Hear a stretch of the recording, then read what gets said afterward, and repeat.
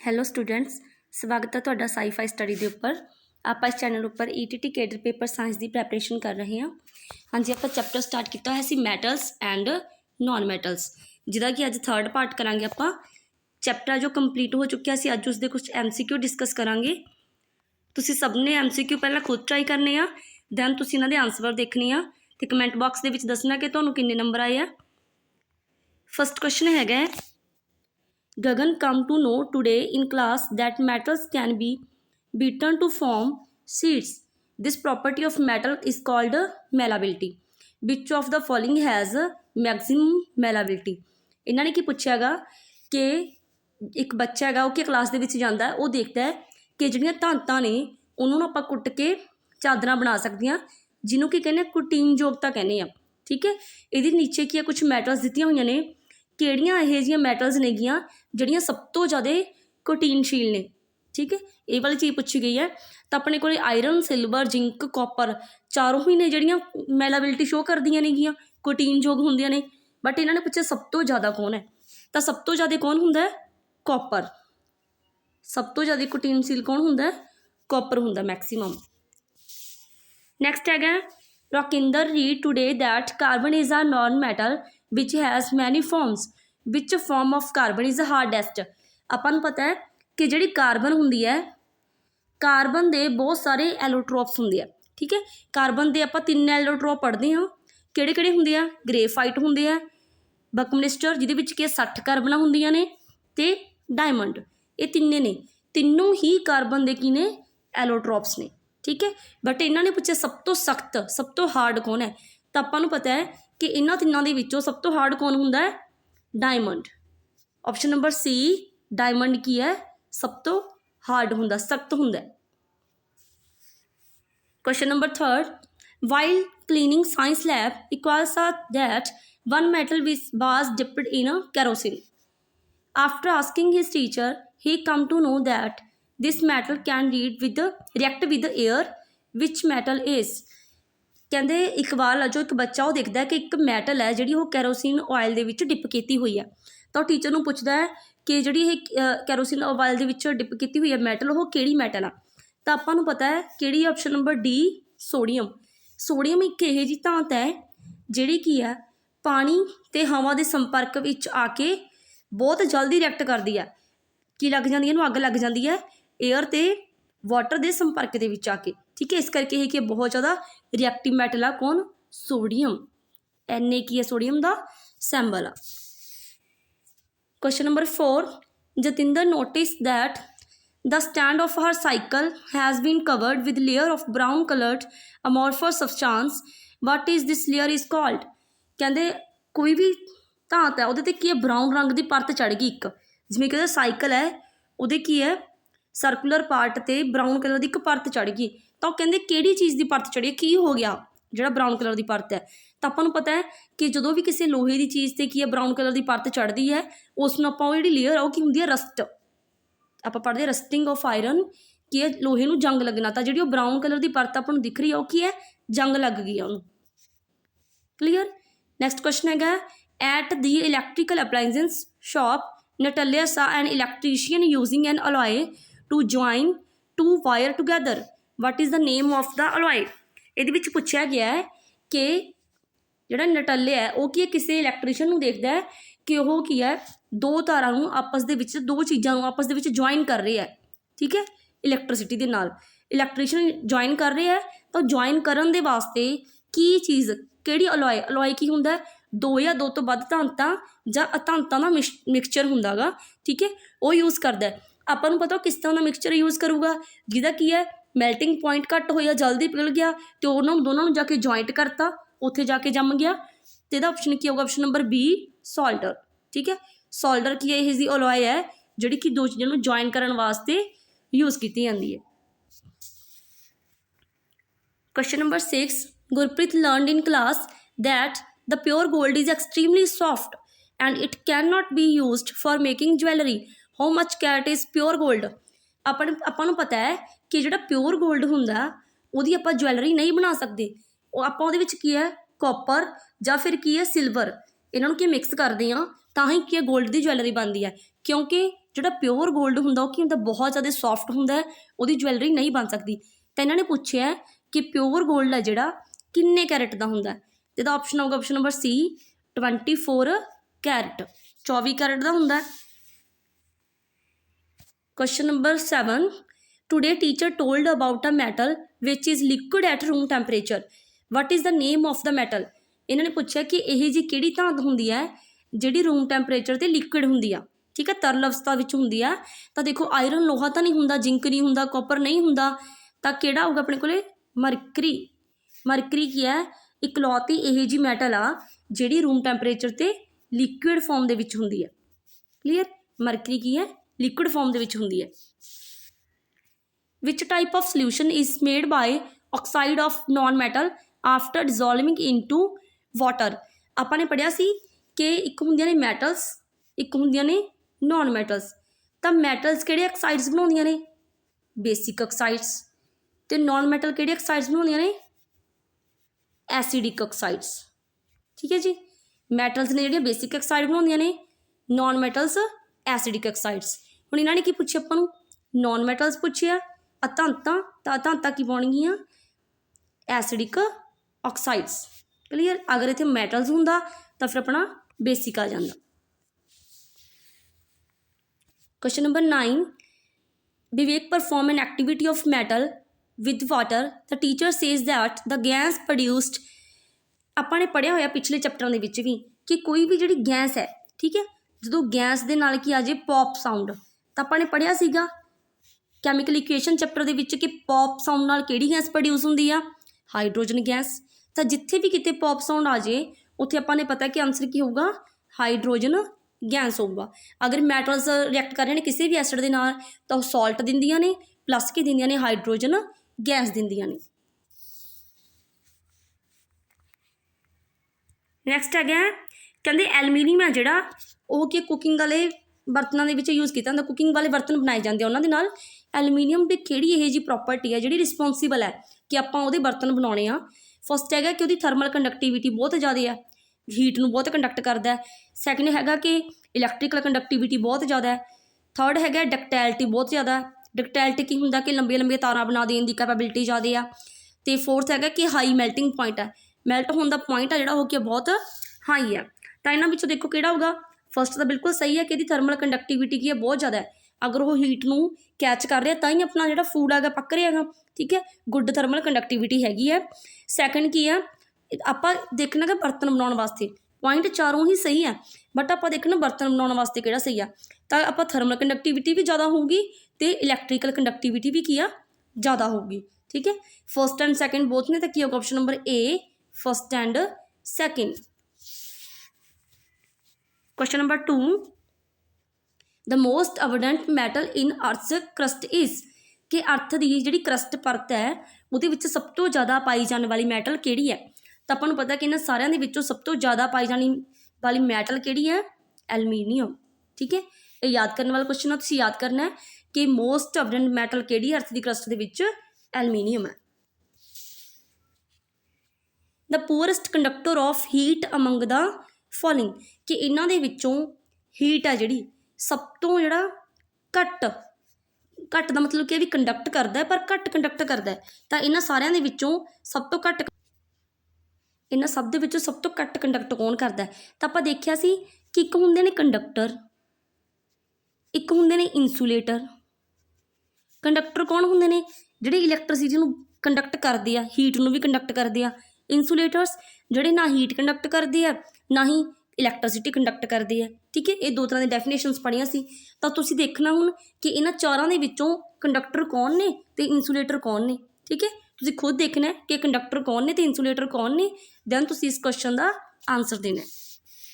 Next ਹੈਗਾ question number 4, which property of metal is used for making bells and strings of musical instrument, ਕਿ bell ਵਗੈਰਾ ਜਾਂ ਜਿਹੜੇ musical instruments ਨੇਗੀਆਂ, ਜਿਹੜੀ ਉਹਨਾਂ ਦੀ ਤਾਰ ਵਗੈਰਾ ਹੁੰਦੀ ਆ ਜਿਵੇਂ ਸਤਾਰ ਅਤੇ ਵਾਇਲਨ ਦੀ, ਕਹਿੰਦੇ ਉਹਦੀ ਜਿਹੜੀ ਮੈਟਲ ਦੀ ਕਿਹੜੀ ਪ੍ਰੋਪਰਟੀ ਇਹਦੇ ਵਿੱਚ ਯੂਜ਼ ਕੀਤੀ ਜਾਂਦੀ ਆ। ਆਪਾਂ ਨੂੰ ਪਤਾ ਹੈ ਕਿ ਜਿੰਨੇ ਵੀ ਮਿਊਜ਼ੀਕਲ ਇੰਸਟਰੂਮੈਂਟਸ ਨੇਗੇ ਸਾਰੇ ਕੀ ਕਰਦੇ ਆ, ਆਵਾਜ਼ ਕਰਦੇ ਆ। ਤਾਂ ਆਪਾਂ ਨੇ ਧਾਤਾਂ ਦੀ ਇੱਕ ਆਵਾਜ਼ ਕਰਨ ਵਾਲੀ ਪ੍ਰੋਪਰਟੀ ਪੜ੍ਹੀ ਸੀ, ਸੋਨੋਰਸ, ਕਿ ਧੁਨੀ ਪੈਦਾ ਕਰਦੇ ਆ। ਠੀਕ ਹੈ, ਤਾਂ ਕੀ ਆਊਗਾ, ਸੋਨੋਰਸ, ਕਿ ਧੁਨੀ ਪੈਦਾ ਕਰਦੇ ਆ, ਆਵਾਜ਼ ਪੈਦਾ ਕਰਦੇ ਆ।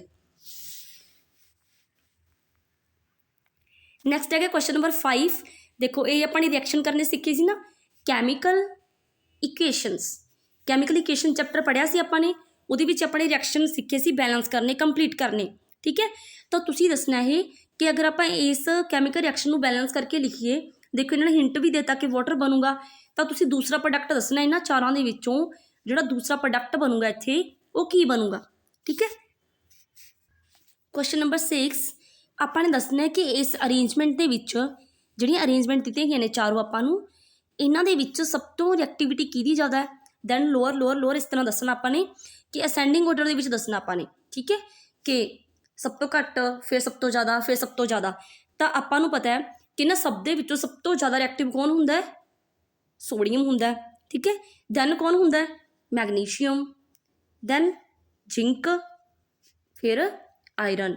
ਠੀਕ ਹੈ, ਤਾਂ ਕਿਹੜਾ ਆਪਸ਼ਨ ਬਣੂਗਾ, option number D, sodium, magnesium, zinc and iron. ਠੀਕ ਹੈ, ਇਹ ਕੀ ਇਹਦੀ ਰਿਐਕਟੀਵਿਟੀ ਦੀ ਸੀਰੀਜ਼ ਹੈ। ਨੈਕਸਟ ਹੈ question number 7, which of the following pair will give displacement reaction. ਇਹਨਾਂ ਦੇ ਵਿੱਚੋਂ ਡਿਸਪਲੇਸਮੈਂਟ ਕੌਣ ਦਊਗਾ। ਦੇਖੋ ਆਪਾਂ ਨੇ ਰਿਐਕਸ਼ਨ ਪੜ੍ਹੇ ਸੀ ਪਿੱਛੇ ਕਿ ਕਾਪਰ ਹੈ ਜਿਹੜਾ ਫੈਰਿਕ ਨੂੰ ਡਿਸਪਲੇਸ ਕਰ ਸਕਦਾ ਹੈ ਜਾਂ ਫੈਰਿਕ ਕਾਪਰ ਨੂੰ ਕਰ ਸਕਦਾ ਹੈ ਨਾ, ਇਹ ਵਾਲੇ ਰਿਐਕਸ਼ਨ ਪੜ੍ਹੇ ਸੀਗੇ। ਤਾਂ ਆਪਾਂ ਨੇ ਦੇਖਿਆ ਸੀਗਾ ਕਿ ਇੱਕ ਆਪਾਂ ਰਿਐਕਸ਼ਨ ਪੜ੍ਹਿਆ ਸੀ ਜ਼ਿੰਕ ਵਾਲਾ, ਕਿ ਕਾਪਰ ਸਲਫੇਟ ਦੇ ਵਿੱਚ ਪਾਈਏ ਆਪਾਂ ਤਾਂ ਆਪਣੇ ਕੋਲ ਕੀ ਬਣ ਜਾਊਗਾ, ਜ਼ਿੰਕ ਸਲਫੇਟ ਬਣ ਜੂ, ਪਲੱਸ ਕੀ ਬਣੂਗਾ, ਕਾਪਰ ਮੈਟਲ। ਠੀਕ ਹੈ, ਤਾਂ ਹੁਣ ਇਹਦੇ ਵਿੱਚ ਕਿਹੜਾ ਆਊਗਾ, ਫੈਰਿਕ ਵਾਲਾ ਵੀ ਆ ਸਕਦਾ ਹੈ, ਤਾਂ ਕਿਉਂਕਿ ferric sulphate solution and copper metal, ਇਹ ਕੀ ਹੋਊਗਾ ਦਾ ਰਾਈਟ ਆਨਸਰ। ਇਹ ਆਪਾਂ ਨੂੰ ਕਿਵੇਂ ਪਤਾ ਚੱਲੂਗਾ, ਆਪਾਂ ਰਿਐਕਟੀਵਿਟੀ ਸੀਰੀਜ਼ ਪੜਾਂਗੇ। ਠੀਕ ਹੈ, ਸੀਰੀਜ਼ ਦੇ ਵਿੱਚ ਜਿਹੜਾ ਕੀ ਆ ਸਭ ਤੋਂ ਹਾਈਐਸਟ ਪਲੇਸ 'ਤੇ ਹੋਊਗਾ ਉਹ ਕੀ ਹੈ, ਲੋ ਵਾਲਿਆਂ ਨੂੰ ਡਿਸਪਲੇਸ ਕਰ ਸਕਦਾ ਗਾ। ਆਪਾਂ ਰਿਐਕਟੀਵਿਟੀ ਸੀਰੀਜ਼ ਯਾਦ ਕਰਾਂਗੇ, ਉਹਦੇ ਵਿੱਚ ਆਪਾਂ ਨੂੰ ਇਸ ਕੁਐਸਚਨ ਦਾ ਆਈਡੀਆ ਹੋ ਜਾਊਗਾ। Question number 8, non metal from covalent chloride because. Non metal ਜਿਹੜੀਆਂ ਕੋਵਲੈਂਟ ਕਲੋਰਾਈਡਸ ਬਣਾਉਂਦੀਆਂ ਨੇ, ਕੋਵਲੈਂਟ ਕਿਹੜੇ ਹੁੰਦੇ ਆ, ਕੋਵਲੈਂਟ ਬੌਂਡਸ ਜਿਹੜੇ ਸ਼ੇਅਰਿੰਗ ਆਫ ਇਲੈਕਟ੍ਰੋਨਸ ਦੇ ਕਰਕੇ ਹੁੰਦੇ ਆ। ਠੀਕ ਹੈ, ਤਾਂ ਇਹ ਕਹਿੰਦੇ ਵੀ ਬਣਾਉਂਦੇ ਨੇ, ਕਿਉਂ ਬਣਾਉਂਦੇ ਆ, ਦੇਖੋ ਕਲੋਰਾਈਡਸ ਬਣਾ ਰਹੇ ਆ, ਕਾਹਦੇ ਕਰਕੇ ਹੁੰਦੇ ਆ, ਸ਼ੇਅਰਿੰਗ ਆਫ ਇਲੈਕਟ੍ਰੋਨਸ ਦੇ ਕਰਕੇ ਹੁੰਦੇ ਆ। ਤਾਂ ਡਾਇਰੈਕਟ ਸ਼ੇਅਰਿੰਗ ਆਫ ਇਲੈਕਟ੍ਰੋਨ ਕਿਹਦੇ ਵਿੱਚ ਹੈ, ਦੇਖੋ ਕਹਿੰਦੇ ਕੈਨੋਟ ਸ਼ੇਅਰ ਇਲੈਕਟ੍ਰੋਨ, ਇਹ ਤਾਂ ਬਿਲਕੁਲ ਗਲਤ ਹੋ ਗਿਆ। Give electron to chlorines items to form chloride ions that give electron to chlorines. ਤਾਂ ਕੀ ਚਾਹੂਗਾ, option number B, they can share electron with chlorine, ਕਿ ਨੋਨ ਮੈਟਲ ਜਿਹੜੇ ਇਲੈਕਟ੍ਰੋਨਸ ਸ਼ੇਅਰ ਕਰਦੇ ਆ ਕਲੋਰੀਨ ਦੇ ਨਾਲ। ਕੁਐਸਚਨ ਨੰਬਰ 9, ਇਹ ਕੁਐਸਚਨ ਯਾਦ ਕਰਨ ਵਾਲੇ ਆ ਕਿ ਅਗਰ ਆਪਾਂ ਆਕਸਾਈਡਸ ਫਾਰਮ ਕਰਨੇ ਆ ਆਇਰਨ ਦੇ, ਰਿਐਕਸ਼ਨ ਕਿਹਦੇ ਨਾਲ ਕਰਕੇ, ਸਟੀਮ ਦੇ ਨਾਲ ਕਰਕੇ, ਤਾਂ ਕੀ ਚੀਜ਼ ਬਣੂਗੀ। ਇਹਦੇ ਵਿੱਚ ਆਪਾਂ ਨੇ ਯਾਦ ਰੱਖਣਾ ਕੀ ਬਣੂਗਾ, Fe3O4, Fe3O4, ਕਿ ਆਪਾਂ ਬਹੁਤ ਜ਼ਿਆਦਾ ਲੰਬੇ ਸਮੇਂ ਲਈ ਆਇਰਨ ਨੂੰ ਕੀ ਆ ਰਿਐਕਟ ਕਰਵਾਉਣੀ ਆ ਸਟੀਮ ਦੇ ਨਾਲ, ਤਾਂ ਆਪਣੇ ਕੋਲ ਕੀ ਬਣ ਜਾਂਦਾ, ਆਇਰਨ ਦੇ ਹੀ ਆਕਸਾਈਡਸ ਬਣਦੇ ਆ Fe3O4। Which of the following R note ionic compound. Ionic ਕਿਹੜੇ ਹੁੰਦੇ ਆ, ਜਿਹੜੇ ਕੀ ਆ ਪੋਜ਼ਿਟਿਵ ਨੈਗੇਟਿਵ ਚਾਰਜ ਸ਼ੋ ਕਰਦੇ ਆ। ਠੀਕ ਹੈ, ਪੋਜ਼ਿਟਿਵ ਨੈਗੇਟਿਵ, ਤੇ ਕੁਛ ਹੁੰਦੇ ਆ ਕੋਵਲੈਂਟ ਜਿਹੜੇ ਸ਼ੇਅਰਿੰਗ ਆਫ ਇਲੈਕਟ੍ਰੋਨ ਦੇ ਕਰਕੇ ਬਣਦੇ ਆ। ਤਾਂ ਇਹਨਾਂ ਵਿੱਚੋਂ ਸ਼ੇਅਰਿੰਗ ਆਫ ਇਲੈਕਟ੍ਰੋਨ ਕਰਕੇ ਕੌਣ ਬਣਿਆ ਹੋਇਆ, ਦੇਖੋ HCl ਹੈ, ਇੱਕ ਸ਼ੇਅਰਿੰਗ ਆਫ ਇਲੈਕਟ੍ਰੋਨ ਕਰਕੇ ਬਣਿਆ ਹੋਇਆ। ਹਾਈਡਰੋਜਨ ਕੋਲੇ ਇੱਕ ਇਲੈਕਟ੍ਰੋਨ ਹੈ, ਕਲੋਰੀਨ ਨੂੰ ਇੱਕ ਚਾਹੀਦਾ ਹੈ, ਤਾਂ ਇਹਨਾਂ ਨੇ ਕੀ ਹੈ, ਪੇਅਰਿੰਗ ਕਰ ਲਈ। ਇਸੇ ਤਰ੍ਹਾਂ ਨਾਲ CCl4 ਵੀ ਕੀ ਹੈ, ਕੋਵਲੈਂਟ ਕੰਪਾਊਂਡ ਹੈ, ਆਇਨਿਕ ਨਹੀਂ ਹੈਗਾ। ਤਾਂ ਸੈਕਿੰਡ ਐਂਡ ਥਰਡ ਕਿਹੜਾ ਆਪਸ਼ਨ, ਆਪਸ਼ਨ ਨੰਬਰ ਬੀ, ਇਹ ਕੀ ਨੇ, ਆਇਨਿਕ ਨਹੀਂ ਹੈਗੇ, ਕੋਵਲੈਂਟ ਨੇ। ਠੀਕ ਹੈ, ਨੋਟ ਆਇਨਿਕ, ਇਹ ਕੀ ਨੇ, ਕੋਵਲੈਂਟ ਨੇ। Question number 11, the electronic configuration of 3 elements. 3 elements ਨੇ ਆਪਣੇ ਕੋਲ X, Y ਐਂਡ Z। ਇਹਨਾਂ ਦੀ ਇਲੈਕਟ੍ਰੋਨਿਕ ਕਨਫੀਗਰੇਸ਼ਨ 2 4 2 7 2 1 ਇਹ ਦਿੱਤੀ ਹੋਈ ਆ। ਕਹਿੰਦੇ ਇਹਨਾਂ ਨੂੰ ਜਦੋਂ ਕੰਬਾਈਨ ਕਰਾਂਗੇ ਆਪਾਂ ਤਾਂ ਇਹਨਾਂ ਵਿੱਚੋਂ ਕਿਹੜੀ ਚੀਜ਼ ਬਣੂਗੀ ਆਪਣੇ ਕੋਲ। ਠੀਕ ਹੈ, ਦੇਖੋ X ਹੈ ਜਿਹੜਾ, X ਕੰਬਾਈਨ ਨਹੀਂ ਕਰੂਗਾ ਕਿਉਂਕਿ ਇਹਦੀ ਇਹ ਕੀ ਹੈ, ਫੁੱਲੀ ਫਿਲਡ ਹੋ ਸਕਦਾ ਹੈ। ਠੀਕ ਹੈ, ਬਟ ਦੇਖੋ ਜਿਹੜਾ Y ਹੈ ਉਹਦੀ ਇਲੈਕਟ੍ਰੋਨਿਕ ਕਨਫੀਗਰੇਸ਼ਨ ਕੀ ਹੈ, 2 ਤੇ 7, ਮਤਲਬ ਕਿ ਇਹਨੂੰ ਆਕਟੇਟ ਪੂਰਾ ਕਰਨ ਵਾਸਤੇ 1 ਇਲੈਕਟ੍ਰੋਨ ਦੀ ਜ਼ਰੂਰਤ ਹੈ। ਹਰ ਇੱਕ ਦੇ ਲਾਸਟ ਵਾਲੇ ਸ਼ੈਲ ਵਿੱਚ ਕਿੰਨੇ ਇਲੈਕਟ੍ਰੋਨ ਹੋਣੇ ਚਾਹੀਦੇ ਆ, 8 ਹੋਣੇ ਚਾਹੀਦੇ ਆ, ਤੇ ਇਹਨੂੰ ਕਿੰਨਾਂ ਦੀ ਜ਼ਰੂਰਤ ਹੈ, ਓਨਲੀ 1 ਦੀ ਜ਼ਰੂਰਤ ਹੈ। Z ਦੀ ਦੇਖੀਏ ਤਾਂ Z ਕੋਲੇ ਕੀ ਹੈ, 2 1, ਇਹਦੇ ਕੋਲੇ ਲਾਸਟ ਵਾਲੇ ਸ਼ੈਲ ਦੇ ਵਿੱਚ 1 ਇਲੈਕਟ੍ਰੋਨ ਹੈ, ਮਤਲਬ ਕਿ ਇਹ 1 ਇਲੈਕਟ੍ਰੋਨ ਦੋਨੇ ਜਾਣੇ ਸ਼ੇਅਰ ਕਰ ਸਕਦੇ ਆ। ਠੀਕ ਹੈ, ਇਹਦੇ ਨਾਲ ਕੀ ਹੋ ਜਾਊਗਾ, ਇਹਦਾ ਵੀ ਆਕਟੇਟ ਪੂਰਾ ਹੋ ਜਾਊਗਾ, ਇਹਦਾ ਵੀ ਆਕਟੇਟ ਪੂਰਾ ਹੋ ਜਾਊਗਾ। ਤਾਂ ਆਪਣੇ ਕੋਲੇ ਕੀ ਆਊਗਾ, YZ। वाई ते जैड की करनगे शेयरिंग ऑफ इलैक्ट्रॉन्स। नैक्सट है the highly reactive metal sodium potassium magnesium, ये तीनों की ने इस क्वेश्चन तो यह भी याद रखना कि ये हाईली रिएक्टिव ने, ठीक है। इन्होंने आप किमें एक्सट्रैक्ट करते हैं, किमें कढ़ते हैं आप इन्हों, ठीक है। तो यदा डायरैक्ट ऑप्शन याद करना, वैसे ये प्रोसैस है एक, तो तुसीं याद करना इलैक्ट्रोलाइसिस ऑफ देयर मोल्टन क्लोराइड्स, कि आप करते हैं इलैक्ट्रोलाइसिस, आप पढ़िया सीगा कि बीकर लैने वो 2 इलैक्ट्रोड्स लगवाने आ, इलैक्ट्रिसिटी पास करवानी आ, इस करके की है एक जी रॉड आ डिकंपोज होंदी रहिंदी आ, दूसरी ते जाके प्योर फॉर्म दे विच आपां कोई भी मैटल आ जिहड़ी एक्सट्रैक्ट कर सकते हैं। इस तरह नाल ही सोडियम पोटाशियम ते मैगनीशियम भी एक्सट्रैक्ट किया जाता है किहदे तो, इन्हां दे ही क्लोराइड्स तो, ठीक है जी। तो की होगा electrolysis of their molten chlorides. Question number 13 which of the following non metal is a lustre. देखो आप कहने कि धांतां ने जिहड़ियां वो चमकीलियां हुंदियां ने, कौन धांतां, पर एक कहते एक धांत दसो ये जी जिहड़ी धांत भी हैगी पर फिर भी चमकीली आ, तो इन्हां विचों की है आयोडीन। देखो नाइट्रोजन गैस है, ऑक्सीजन गैस है, सल्फर भी नॉन मैटल है, भी की चमकीली नहीं हुंदी, कौन हुंदा आयोडीन, ठीक है। आयोडीन की हुंदी है चमकीली हुंदी है, हालांकि यह नॉन मैटल है। Example of amphoteric oxides, amphoteric oxide किहड़े हुंदे आ जिहड़े की है एक एसिड की तरह भी बिहेव करते, एसिडिक ऑक्साइड की तरह भी बिहेव करते हैं तो बेसिक ऑक्साइड की तरह भी बिहेव करते हैं। तो एसिडिक नेचर भी है, बेसिक नेचर भी आ। ये कौन हुंदा Al2O3, Al2O3 की हुंदा एसिडिक भी हुंदा एज वैल एज बेसिक भी हुंदा। Question number 15 which one among the following is an acidic oxides, इन्हां दे विचों किहड़ा जिहड़ा एसिडिक ऑक्साइड है, ठीक है। तो एसिडिक ऑक्साइड इन्हां विचों कौन हैगा, देखो आ तां आपां हुणी पढ़े हैं की हुंदा एम्फोटेरिक इन नेचर हुंदा, ठीक है। ये वाले की ने बेसिक ने, तो इन्होंने पूछा एसिडिक ऑक्साइड, एसिडिक ऑक्साइड की हुंदा CO2। जे बेसिक पूछ लेंदे तो 1 and 2 बोथ आना सीगा, अगर एम्फोटेरिक पूछ लेंदे तो ऑप्शन नंबर डी करैक्ट होना सी। इस क्वेश्चन लिए ऑप्शन नंबर किहड़ा correct, option number C CO2। Atomic number of an element is 12 which inert gas is nearest to X, आपने देखना है कि एक्स के नीयरेस्ट कौन है। देखो एक्स का की है एटॉमिक नंबर कितना 12 है।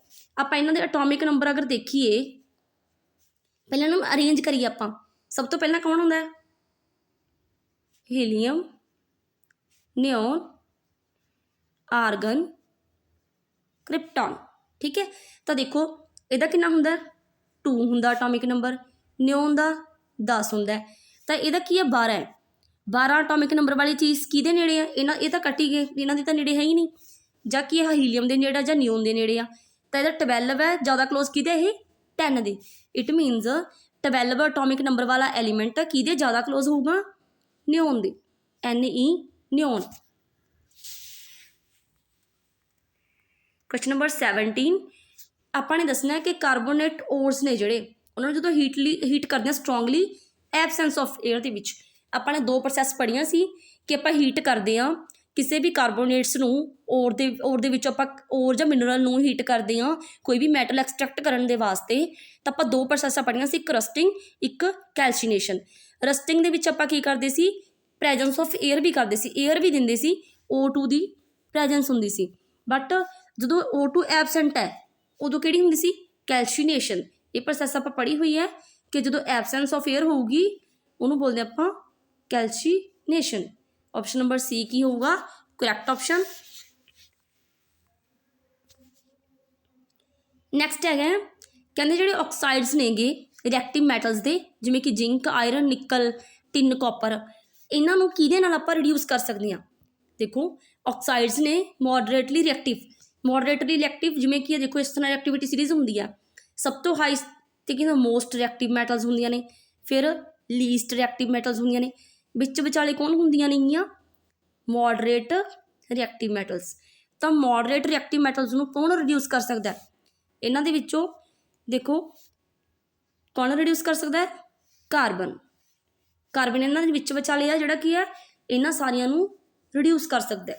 ਠੀਕ ਹੈ, carbon as a reducing agent. Reducing agent ਕਿਹੜੇ ਹੁੰਦੇ ਨੇ? ਜਿਹੜੇ ਆਕਸੀਡੇਸ਼ਨ ਕਰ ਦਿੰਦੇ ਆ, ਆਕਸਾਈਡਸ ਬਣਾਉਣਗੇ, ਆਕਸੀਡੇਸ਼ਨ ਕਰ ਦਿੰਦੇ ਆ, ਤੇ ਜਿਹੜੇ ਆਕਸੀਡਾਈਜ਼ਿੰਗ ਏਜੰਟ ਨੇ ਉਹ ਕੀ ਰਿਡਕਸ਼ਨ ਕਰਨ ਦੇ ਵਿੱਚ ਹੈਲਪ ਕਰਦੇ ਆ।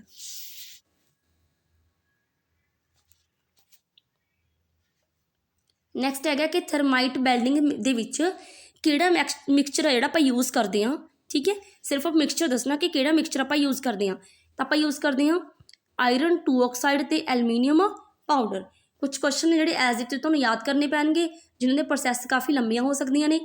ਤਾਂ ਕੌਣ ਨੇ? Thermite welding a mixture of iron 2 oxide, 2 ਕੀ ਆਕਸੀਡੇਸ਼ਨ ਸਟੇਟ ਹੈ ਦੀ, ਐਂਡ ਐਲੂਮੀਨੀਅਮ ਪਾਊਡਰ, ਇਹਨਾਂ ਨੂੰ ਯੂਜ਼ ਕਰਦੇ ਆ। ਨੈਕਸਟ ਆਪਣੇ ਕੋਲ ਹੈਗਾ galvanization is a method of protecting iron from. ਇਹਦੇ ਵਿੱਚ ਆਪਾਂ ਪੜ੍ਹਿਆ ਸੀ ਕਿ ਜਦੋਂ ਵੀ ਆਪਾਂ ਕਿਸੇ ਵੀ ਮੈਟਲ ਨੂੰ ਰਸਟਿੰਗ ਹੋਣ ਤੋਂ ਬਚਾਉਣਾ, ਕੋਲਿਜ਼ਨ ਹੋਣ ਤੋਂ ਬਚਾਉਣਾ ਕਿ ਉਹ ਖੁਰੇ ਨਾ, ਤਾਂ ਆਪਾਂ ਉਹਦੇ 'ਤੇ ਕੁਛ ਇਸੇ ਤਰ੍ਹਾਂ ਦੀ ਪਰਤ ਚਾੜ ਦਿੰਦੇ ਹਾਂ ਕਿਸੇ ਮੈਟਲ ਦੀ ਜਿਹਦੀ ਕਿਹੜੀ ਰਿਐਕਟਿਵ ਨਹੀਂ ਹੁੰਦੀ ਹੈਗੀ। ਠੀਕ ਹੈ, ਰਿਐਕਟਿਵ ਨਹੀਂ ਹੁੰਦੀ। ਆਪਾਂ ਨੇ ਸਪੈਸ਼ਲ ਟਾਈਪ ਪੜ੍ਹੀ ਸੀ ਕਿ ਕੋਈ ਵੀ ਮੈਟਲ ਚਾੜੀਏ ਦੈਨ ਆਪਾਂ ਕਹਾਂਗੇ ਇਲੈਕਟ੍ਰੋਪਲਾਸਟਿੰਗ ਕਰੀਏ ਆਪਾਂ ਨੇ, ਇਲੈਕਟ੍ਰੋਪਲਾਂਟਿੰਗ। ਐਂਡ ਅਗਰ ਆਪਾਂ ਸਪੈਸ਼ਲ ਕੇਸ ਲੈਂਦੇ ਹਾਂ ਜਿੰਕ ਦਾ, ਠੀਕ ਹੈ, ਤਾਂ ਉਹਨੂੰ ਆਪਾਂ ਕਹਾਂਗੇ ਗੈਲਵੈਨਾਈਜੇਸ਼ਨ। ਗੈਲਵੈਨਾਈਜੇਸ਼ਨ ਕਹਾਂਗੇ। ਤਾਂ ਗੈਲਵੈਨਾਈਜੇਸ਼ਨ ਦੇ ਵਿੱਚ ਕਿਹੜੀ ਮੈਟਲ ਜਿਹੜੀ ਉਹ ਚਾੜੀ ਜਾਂਦੀ ਹੈ ਉਹ ਕੀ ਹੈ? ਜਿੰਕ। ਠੀਕ ਹੈ, ਕਲੀਅਰ? ਹਾਂਜੀ, ਅੱਜ ਦੇ ਆਪਣੇ ਕੁਐਸਚਨ ਸੀਗੇ। ਆਈ ਹੋਪ ਤੁਹਾਨੂੰ ਸਭ ਨੂੰ ਕੁਐਸਚਨ ਸਮਝ ਆਏ ਹੋਣਗੇ। ਅਗਰ ਕਿਸੇ ਦਾ ਵੀ ਕੋਈ ਡਾਊਟ ਹੈ ਤਾਂ ਤੁਸੀਂ ਕਮੈਂਟ ਬਾਕਸ ਦੇ ਵਿੱਚ ਆਪਣੇ ਡਾਊਟ ਸ਼ੇਅਰ ਕਰ ਸਕਦੇ ਹੋ। ਅਗਰ ਤੁਹਾਨੂੰ ਵੀਡੀਓਜ਼ ਅੱਛੀਆਂ ਲੱਗ ਰਹੀਆਂ ਨੇ, ਵੀਡੀਓਜ਼ ਨੂੰ ਵੱਧ ਤੋਂ ਵੱਧ ਲਾਈਕ ਕਰਿਆ ਕਰੋ, ਸ਼ੇਅਰ ਕਰਿਆ ਕਰੋ, ਐਂਡ ਚੈਨਲ ਨੂੰ ਵੱਧ ਤੋਂ ਵੱਧ ਸਬਸਕ੍ਰਾਈਬ ਕਰੋ। ਅਗਰ ਤੁਹਾਡੀ ਕੋਈ ਵੀ ਰਾਏ ਆ ਕਿ ਜਿਹੜੇ ਵੀਡੀਓਜ਼ ਨੇਗੀਆਂ ਉਹ ਇੰਗਲਿਸ਼ ਦੇ ਵਿੱਚ ਨਹੀਂ ਹੋਣੀਆਂ ਚਾਹੀਦੀਆਂ, ਪੰਜਾਬੀ 'ਚ ਹੋਣੀਆਂ ਚਾਹੀਦੀਆਂ ਨੇ, ਨੋਟਸ ਵੀ ਪੰਜਾਬੀ 'ਚ ਹੋਣੇ ਚਾਹੀਦੇ ਨੇ, ਜਾਂ ਫਿਰ ਤੁਹਾਨੂੰ ਇੰਗਲਿਸ਼ ਦੇ ਵਿੱਚ ਸਮਝ ਆ ਰਹੇ ਆ, ਅਗਰ ਰਾਈਟਿੰਗ ਇੰਗਲਿਸ਼ ਦੇ ਵਿੱਚ ਕੀਤੀ ਹੋਈ ਆ ਪਰ ਆਪਾਂ ਜਿਹੜਾ ਐਕਸਪਲੇਨ ਕਰ ਰਹੇ ਹਾਂ ਉਹ ਪੰਜਾਬੀ ਦੇ ਵਿੱਚ ਹੀ ਕਰ ਰਹੇ ਹਾਂ। ਅਗਰ ਤੁਸੀਂ ਚਾਹੁੰਦੇ ਹੋ ਕਿ ਐਕਸਪਲੇਨ ਵੀ ਪੰਜਾਬੀ 'ਚ ਕੀਤਾ ਜਾਵੇ ਅਤੇ ਨੋਟਸ ਵੀ ਪੰਜਾਬੀ ਦੇ ਵਿੱਚ ਹੋਣ, ਤਾਂ ਤੁਸੀਂ ਆਪਣੀ ਰਾਏ ਜ਼ਰੂਰ ਦੇ ਸਕਦੇ ਹੋ। ਵੀਡੀਓਜ਼ ਨੂੰ ਵੱਧ ਤੋਂ ਵੱਧ ਲਾਈਕ ਕਰਿਓ, ਸ਼ੇਅਰ ਕਰਿਓ, ਐਂਡ ਚੈਨਲ ਨੂੰ ਸਬਸਕ੍ਰਾਈਬ ਕਰਿਓ। Thank you.